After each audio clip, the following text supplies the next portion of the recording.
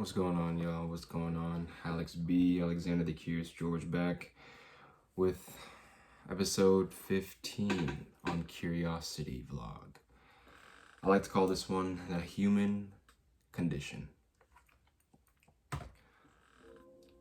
So, something about my experience, I definitely just gotta get something off of my chest a little bit, is we're all flawed. We're all flawed.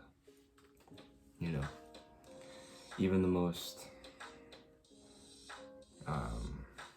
perfect person on the outside has those inner same struggles, right?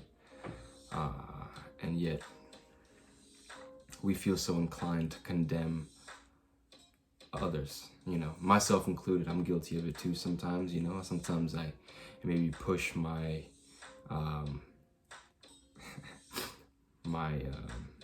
like worldviews or something like that, you know. I try to but I think it's just because I'm in search of truth, and I am so passionate, and I'm very driven to find out the truths of life, and I just want to help people so much that if they're feeling lost or they're a little misguided, I have a good sense of that, you know, because I was there myself.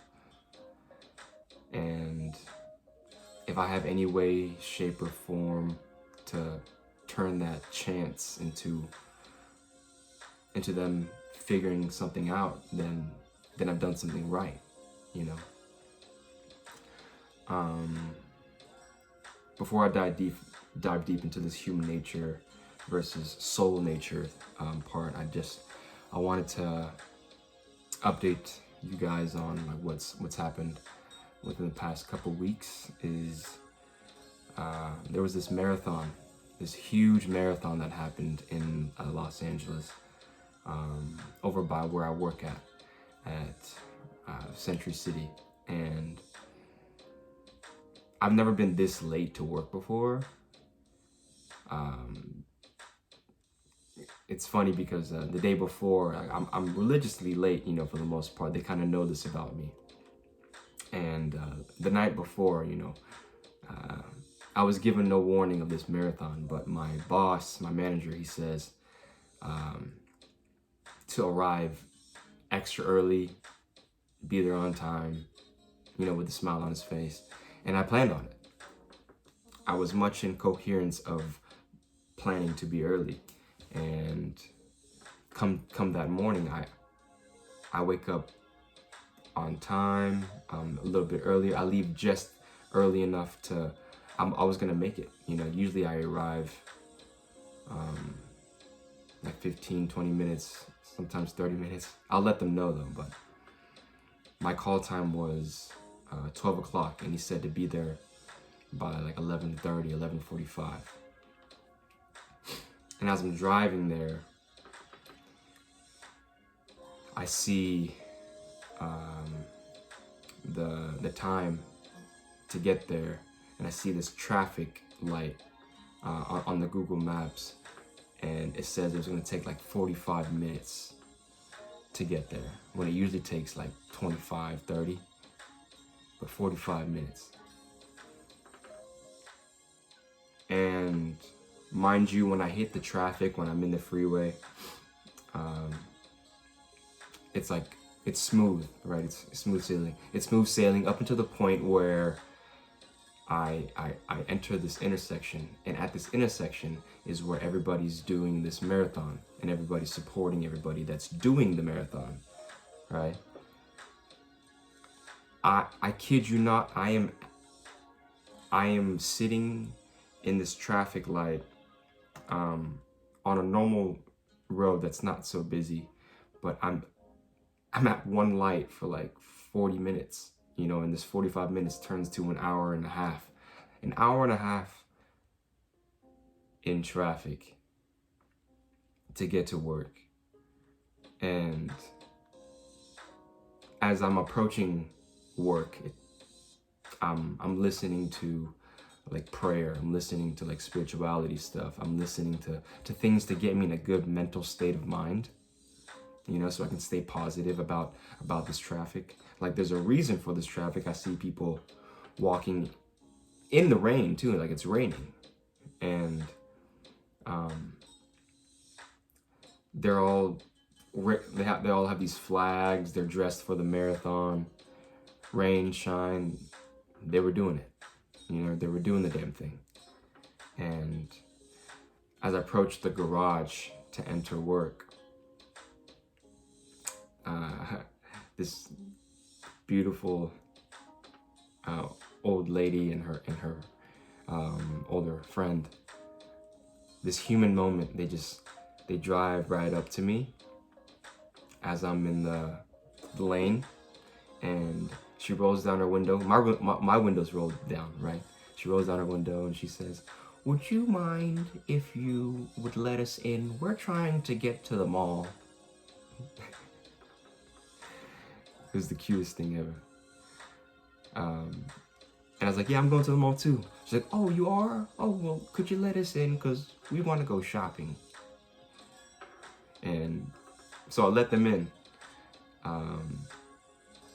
And I continue on with the traffic. I'm continuing to listen to prayer, you know, and keeping the thoughts positive, because up until this moment, like, I was actually kind of angry. I was really upset sitting this long in traffic, because I had just promised my manager that I was going to be on time, because I wanted to make him happy. I wanted to make him proud that, hey man, you know, I know I have this habit of being late, but just know that I did plan on being on time.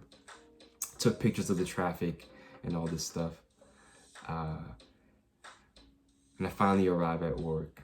I give those ladies the way. And come to find out, you know, of course, everybody was late to work that day. Everyone.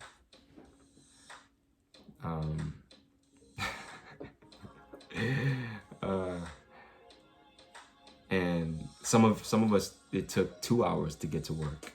You know, mine was like an hour and a half, and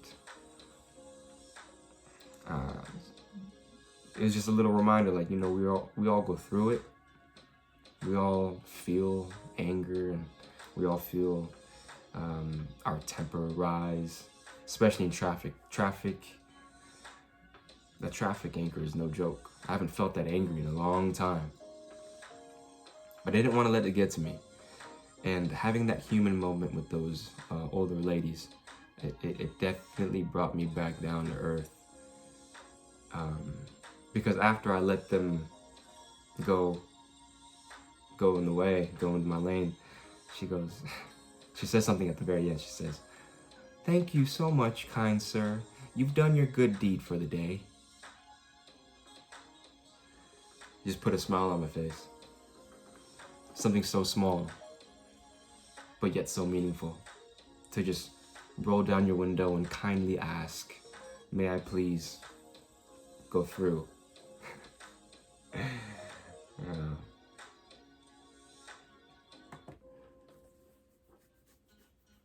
Took me back a little bit, you know, because I love taking care of my elders.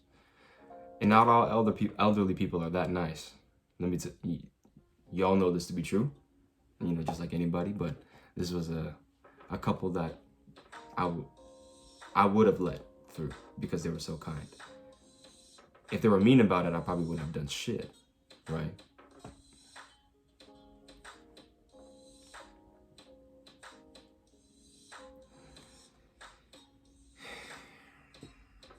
This is a very interesting episode because it's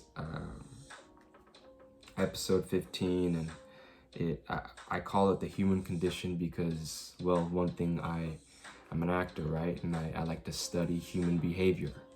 I'm very cognizant of how I am and of the people around me, sometimes to a weird degree. But you learn so much about people by watching, by experiencing, having conversations. And the crazy stuff and the weird stuff that you see, you know, you can't make it up. Crackheads on the street, all that, everything. I think we all share, as humans, we share this emotional feeling. We all have the same feelings, and I think it is human nature to feel reactive to things, to feel that instinctual emotional reaction to something, and to feel tempted to want to give in to that feeling because it's an impulse. And that's something that actually really fascinates me, you know, because it's human of us to be flawed. It's human of us to feel emotional. It's human of us to be reactionary. It's human of us to feel competitive, to feel jealous, to envy things that we don't have. But that's exactly why I'm on this journey. That's exactly why I read all these books. That's why I have these conversations. That's why I do these vlogs, is to tap in with the soul, tap in with the higher self. Because the higher self is a higher awareness of consciousness, subconsciousness, and super consciousness, right? Super consciousness is like that voice in your head that tells you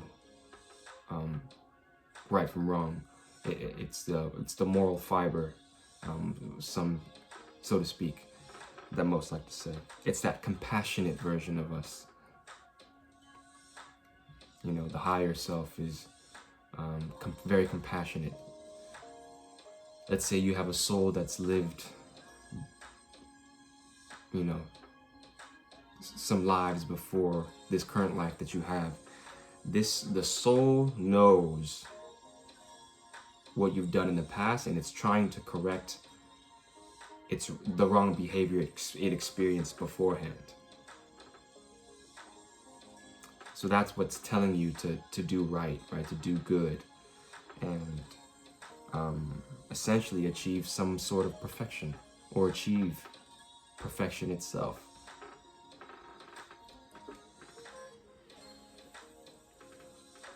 Because we are perfect. We are perfectly imperfect. Creation is already complete. This is the things that I believe. Creation is already complete. We are just unlocking more and more versions of who we actually are. Peeling of the onion and getting to its root core.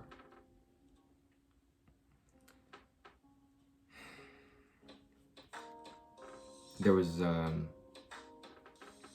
time a couple weeks ago where I was playing basketball. And lately I've been having this different view of life. I experience life in my own unique way, right? Some may call me crazy, some may call me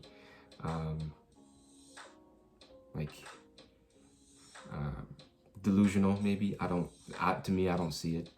I could be, who knows? But my experience when I was playing basketball, you know, I'm very competitive.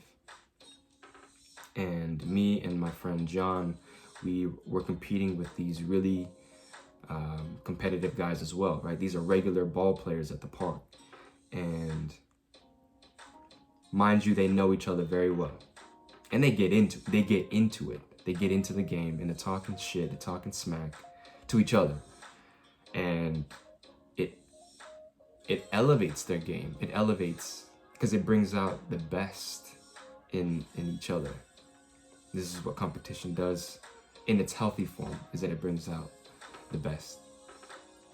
At least that's how I see it. Somebody who's maybe of a weaker vessel, of a weaker mindset, might not see that, might be more sensitive to it, but you got to be tough out there. You have to be. So me and John were playing, and a couple games we were losing. Like a couple games we lost, and it was getting to one of my teammates in particular. So one specific game, I decided to turn it up a notch. Just a little bit. And it came to a point where he looked at me dead in the eye, just me, while he was handling the ball. He was at the top of the court, right? And he was talking about heart, playing with heart. So you can have all the talent in the world, but talent doesn't mean nothing if you don't play with heart.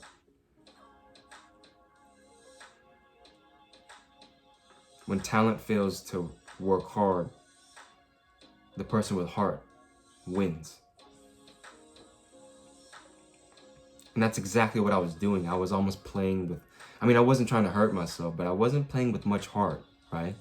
And sometimes that soaks into what I do on stage, sometimes in class or in acting. Like I may have, or at work even, I may have a time where I'm just kind of going with the motions, right? We're human. We go with the motions. We do our day-to-day activities like it's mundane, because it can be. But it's not, unless you put your heart into it. And so when he looked at me, into my soul, it was like God channeling his spirit into this man to speak this godly wisdom. So simple, just a reminder of play with heart or don't play at all. If you're gonna play with me, play with heart. Don't rely on talent. Because when you have talent, when you know you have talent and you rely on it too much, it can become it can become its own handicap. It can become your own handicap. And I was using it as a crutch. I'm not like the most serious ball player, but I used to take it very seriously at some point. Like, it's not what I do anymore, but I still love to play it competitively. So when I was playing with this group of guys, I knew I had to bring all of it. We ended up winning a game. Dude, I kid you not, I was past the ball at the top of the court, behind the arc, and I changed the momentum, the morale of the other team, because I hit a 3-pointer, went right off the backboard, and it changed the whole momentum of the game, and we won it because I played with more heart, played with more belief. I played with more guts. And that's just something to take note of, to remind ourselves every now and then, is that for those of you who are very talented, we do gotta remember to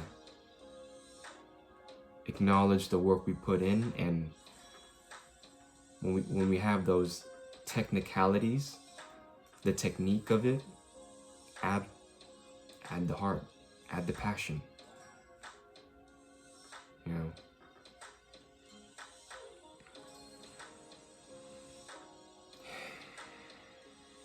It's amazing. Amazing what sports can bring out of people.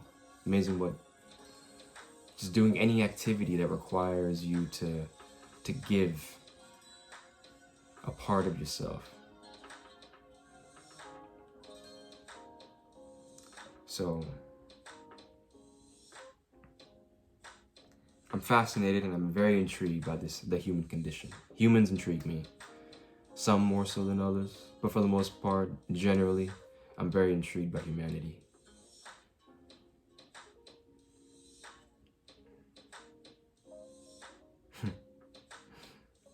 I think I definitely ask lots of questions to get answers about the people around me.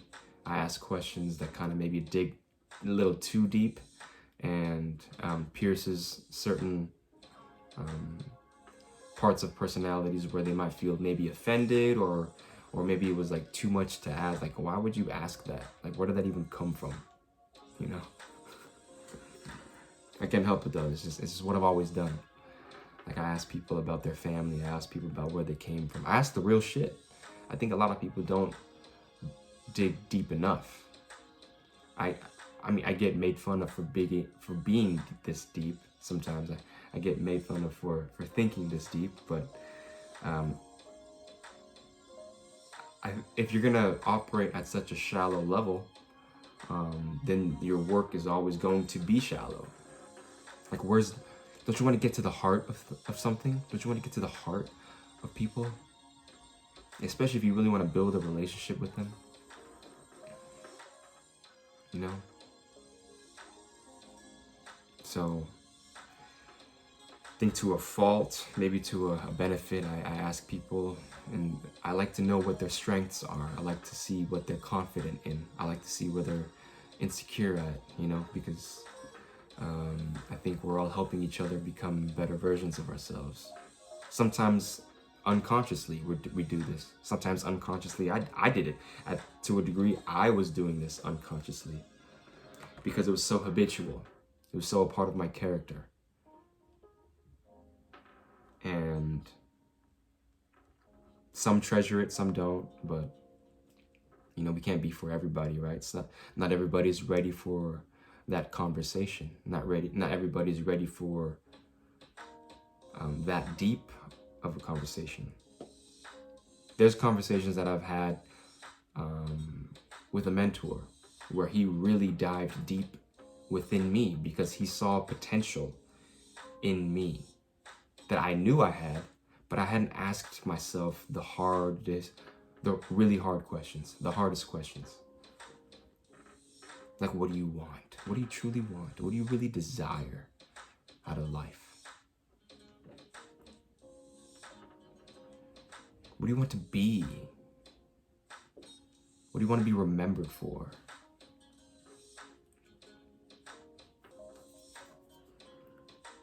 There's that infamous quote where saying that as a human, and in our pursuits to strive for perfection, we always fall short. And yeah, I mean, we do, because, well, we're human, you know. But that striving for is beautiful. But I changed that outlook a little bit, and I think we're just trying to be the perfect version of us. Like, we're trying to get to that perfect version of us, to that best version of us. And that takes so much effort. It takes so much thought and reflection. It takes action, it takes belief, you know.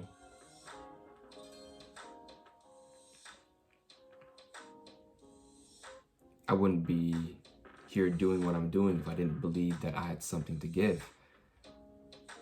If I didn't believe that I had something to offer, if I didn't believe that I could do it.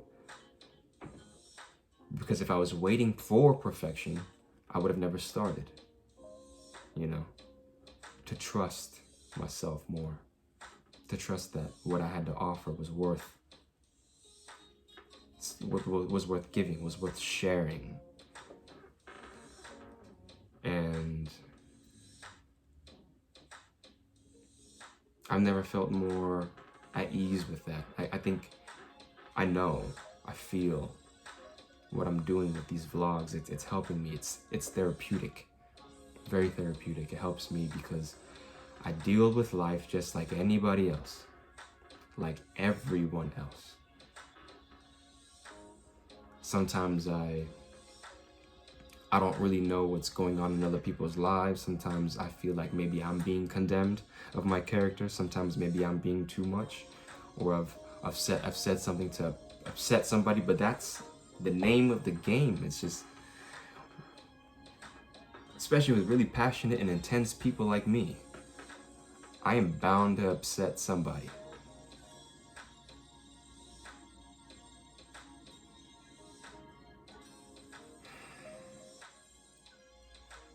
And I pray they find it in their hearts, like I found it in my heart,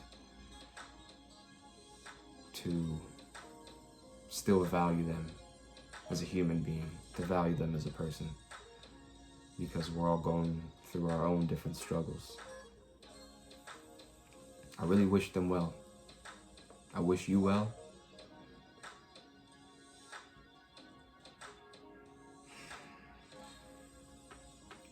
And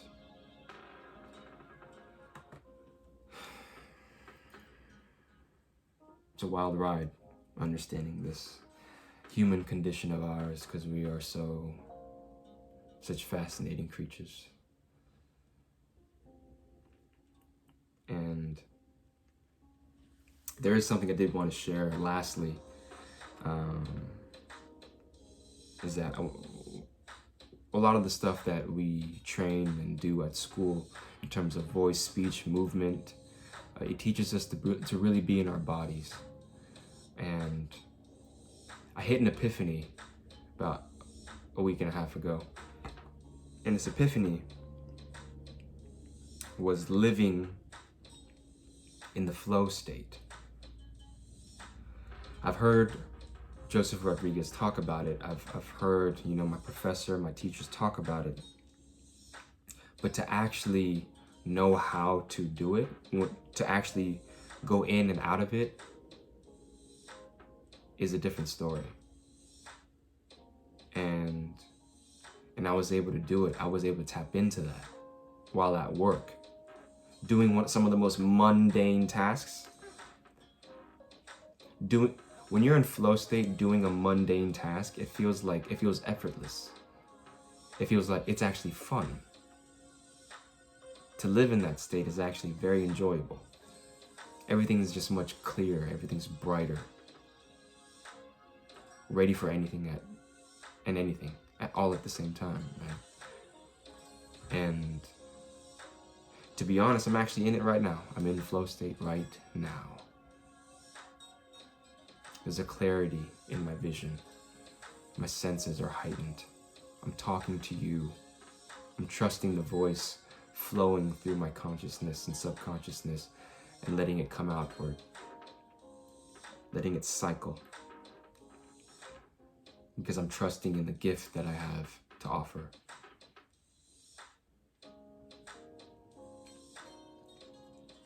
Everyone has different gifts.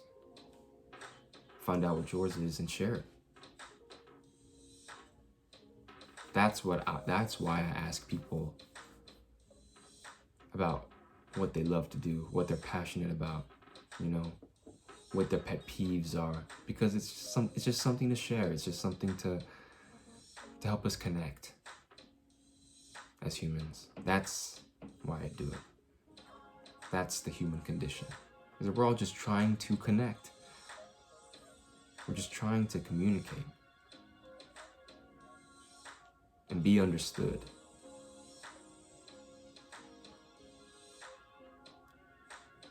I don't know, you do remember one of my episodes where I talk about the outcast, and I talk about feeling misunderstood, feeling outcasted, feeling disassociated, because sometimes us humans, sometimes we feel these wells of emotions, right? And a well is so deep, these deep wells of emotions. You just don't know how to convey them. You don't know how to express them. You're just sitting in it, and you don't know what you're feeling, but you're feeling something, and you just don't know what it is. But it's making you a little uneasy, maybe a little happy, maybe a little joyous at the same time. I don't know. But I have them too.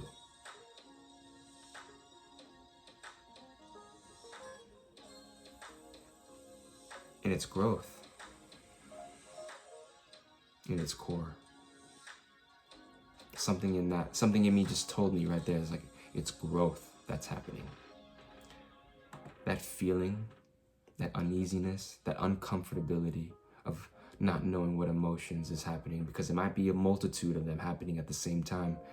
It's growth. It's it's me unlocking new levels into who we actually are.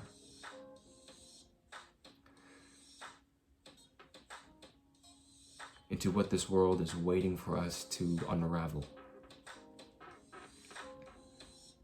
And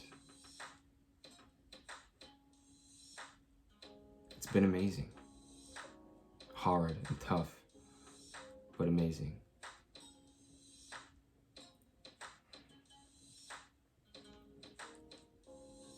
I hope whatever everyone is working on, they eat the fruits of their labor soon enough, because we just gotta keep going, keep fighting. We're all in the same boat, you know?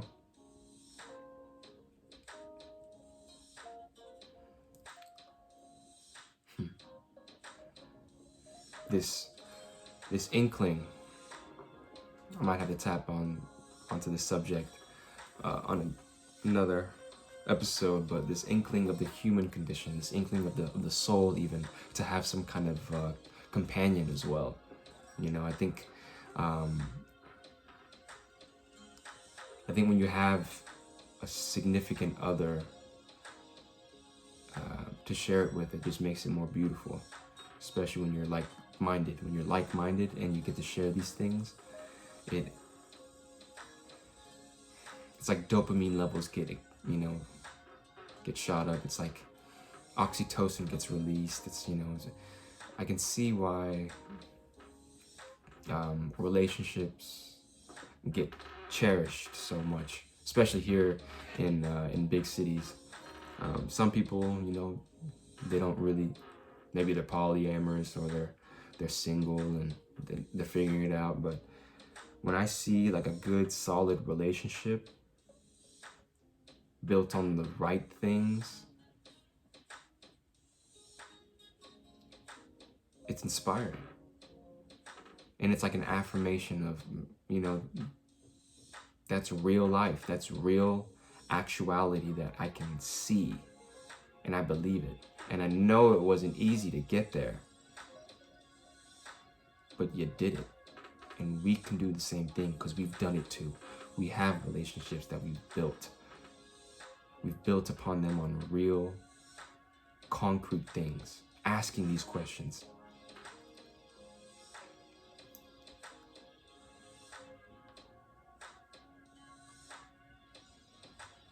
One of my best friends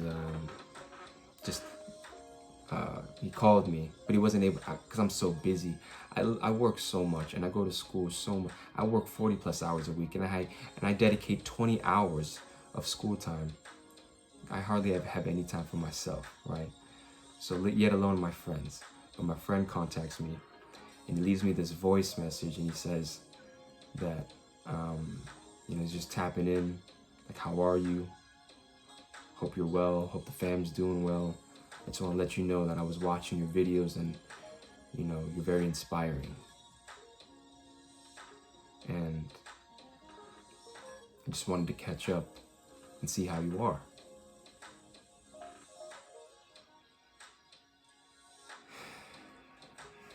And I really needed that. I didn't know how much I needed that, but I did need that. Especially because I've been thinking about my friends in particular, because we're all separated right now. I don't have my closest brothers around, but we have our group chat, but I'm not really in the group chat as much because I'm so busy. And every now and then you just gotta tap in and talk to your brothers every now and then. Catch up on some news and good news, bad news, all as such. Taking the good, taking the bad. It's all the same. It's just, it's us connecting. It's us building those bonds, reinvesting, It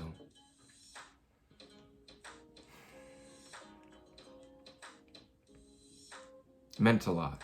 It means a lot. I do this with all my brothers,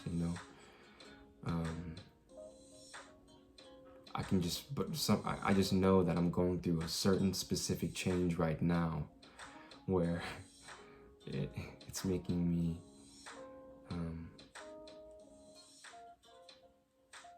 uneasy. Like, I feel uneasy about it, but it's such a shift that I can't ignore it. Like, it helps to talk about it right now, you know. And I think a lot of other people are also going through this transitional phase, not just me.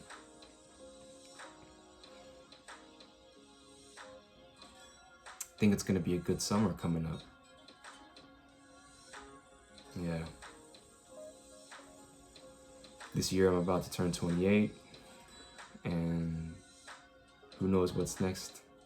But I'm looking forward to the future. I'm looking forward to this sunny weather. So finally, it's been sunny the past couple of days, and it hasn't been raining as much. Shit you not, LA has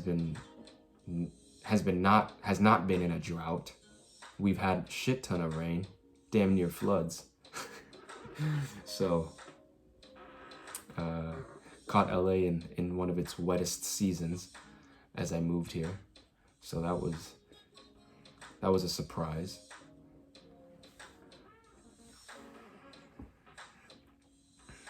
Taking it all in, just taking it all in.